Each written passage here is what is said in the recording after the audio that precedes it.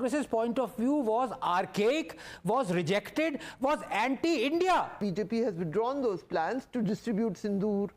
11 years, there have been spectacular achievements, spectacular failures as well of the Modi government. But Mr. Modi's government has been actually going down on its knees to try and serenade, and it's backfired. How badly the Congress party, and I think they made it into an art form of misreading the public mood. And Anand Ranganathan, extremely important that Rahul Gandhi actually sends a message that take Congress party's message to the world. Is this exactly what people have voted against in this survey? no, absolutely. And I think a lot of people, of course, I think more than 60,000 respondents, JV. Right? 65,000. 65,000. And just going by the population demographics, I think half of them would be under 25, right? Them, yeah. That's the voice of India right now, Navika. And it's rejecting what Rahul Gandhi is thinking. It's as simple as that. The point I'm trying to make, and what Shekhar emphasized, was that it is no longer Congress's point of view, because the Congress's point of view was archaic, was rejected, was anti-India.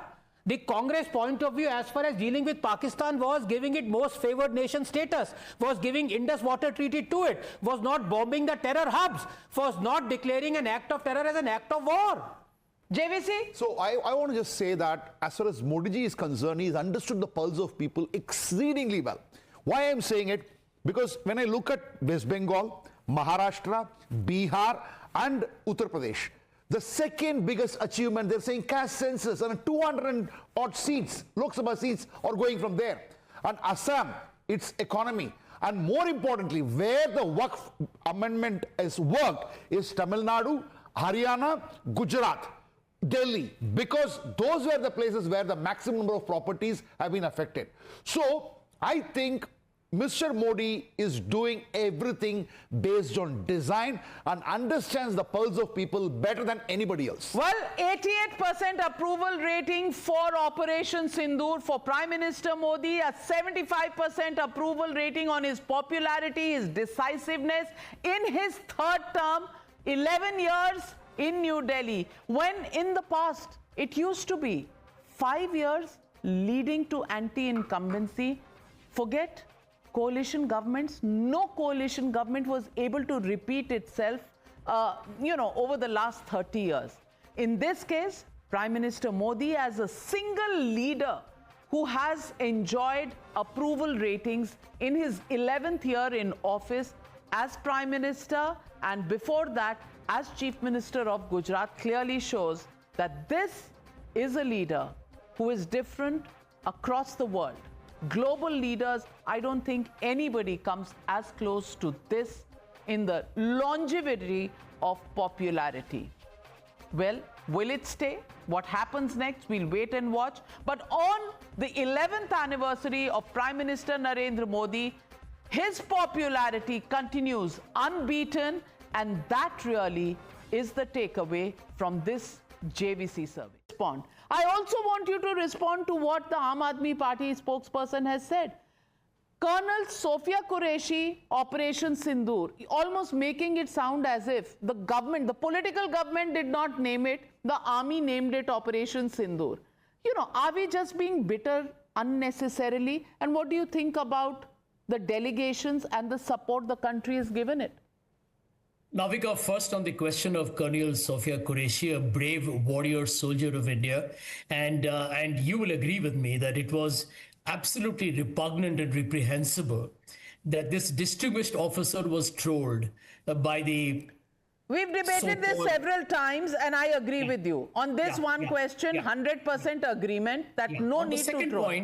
On the second point, and I will bite the bullet to you on the delegation that went abroad in the diplomatic offensive. No harm done. But the fundamental question, Navika, is this, and this is critical, and I think over the coming days we should debate that, is around the same time, Pakistan gets a very critical United Nations Security Council committee on or rather shall we say counter-terrorism.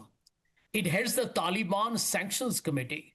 Now, it's very easy to dismiss it as some kind of a bureaucratic title, but I think these are significant in terms of symbolism. Just like the ADB loan, just like the IMF loan going to Pakistan.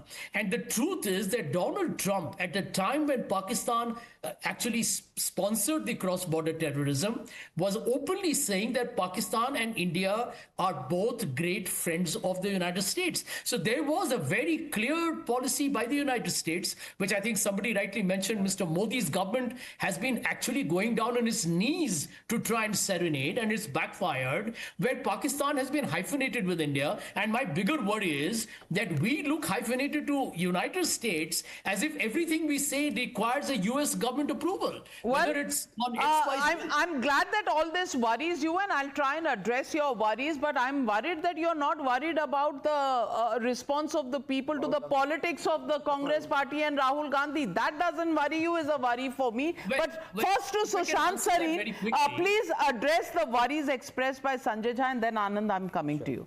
Sushant. Very frankly, I didn't listen to Sanjay Jha because I don't take him very seriously. So if you can just... Come on, don't be rude.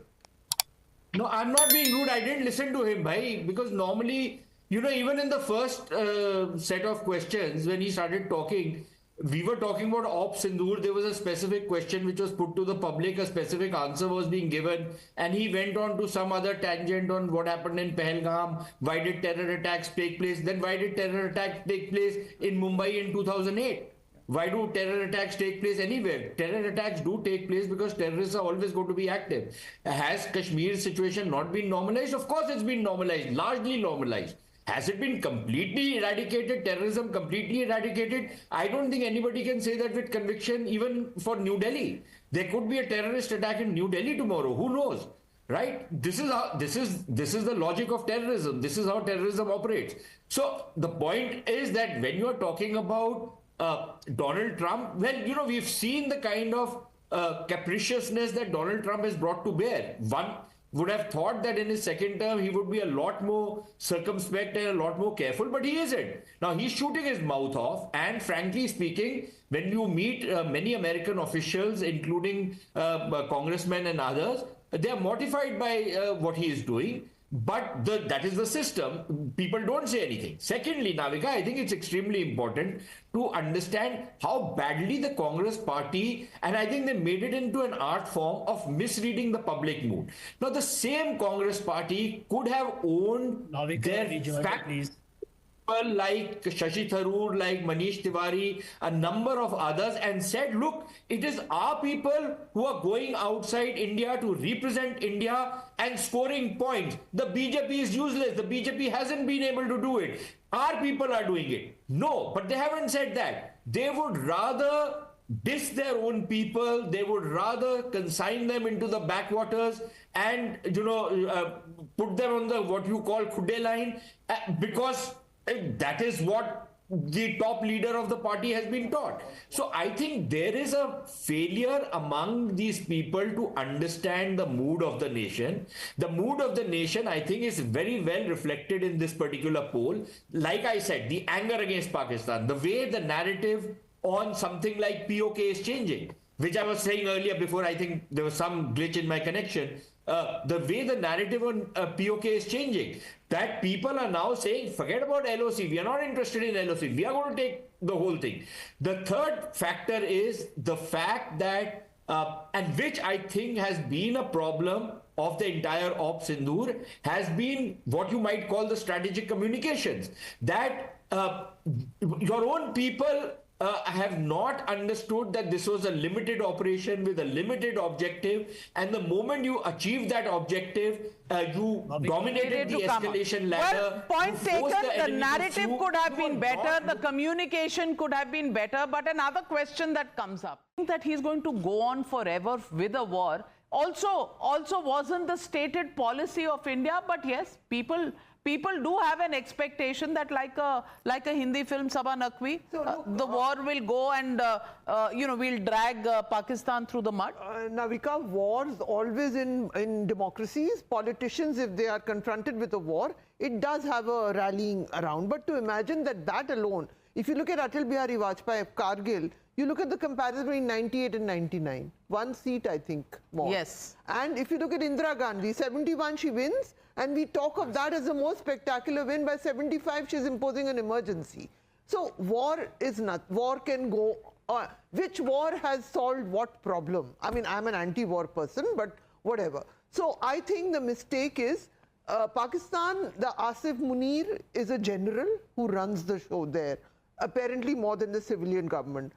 Prime Minister Narendra Modi is an elected leader of a democracy. I think the error comes, I don't know enough about strategy, comes in politicizing it. There is no reason to, thank God the BJP has withdrawn those plans to distribute sindoor, or even for the PM to appear in army. But there was never a plan. They have rejected. No, it was reported by party people themselves to reporters. I checked with the reporters who carried the stories. Okay. But however, it was withdrawn. It was a test and it was withdrawn. But the PM himself was projected wearing fatigue, not required. His strength is that he is an elected leader. That is the point I want to make. Anand Ranganathan, you want to respond before I get to the next set of questions? It's amazing to see. It's hard to believe that 11 years have flown past. You look just the same. Younger, I thought. I meant that as a compliment. But on the other hand, look at Shishant Sareen. No, but look, a couple of things out here. What are we looking at? As the survey rightly points out, 11 years is an incredibly long time. When they say a week is a long time in politics, 11 years, there have been spectacular achievements, spectacular failures as well of the Modi government. But if you're talking only of achievements, we are mostly now talking of Operation Sindoor. So it would not be wrong for me to say that Operation Sindoor in many aspects has spiked the assessment of the last 11 years, justifiably so. Recency effect also. Absolutely. And one of the reasons that I have put across is that it is Modi's greatest achievement. And I say it very dispassionately, and I say it with proof, because for the first time you had, and you know, when you showed the survey where a lot of Indians wanted us to go on, did not like quote-unquote ceasefire or the ebb, justifiably so. As Gaurav himself said that, you know, the rogue terror state of Pakistan needed to be taught a lesson. But there is one thing of teaching Pakistan a lesson, and there is totally another thing of our armed forces as well as our political establishment thinking what were the objectives of Operation Sindoor, and have we fulfilled them, have we achieved them? And by all means, and Sushant is an expert here, he would possibly elaborate this more, we have achieved those objectives. Let me very quickly in 10 seconds tell you what is unprecedented. The abeyance of the Indus Water Treaty is unprecedented. Going forward, I would say this is his crowning glory. Amazing achievement. Calling out the nuclear bluff, he's done it again after Balakot, again fantastic. Third, the new doctrine that an act of terror would be an act of war. And fourth, our readiness as far as our air defense system is concerned, the Indians have seen it. So, you know, yes, we would have liked as Indians to have gone on a little bit further, but that's not our decision to make. Yeah, it's that's not a cricket match. It's not an IPL match that, you know, we are getting a lot of viewership or we are getting a lot of advertisements, so let's go on. This is serious. Wars are serious business, and you only do as much as you need to do, because going on with the war has impact on the economy, and that clearly the pragmatic manner in which decisions were taken are appreciated by a large part of the Indian people.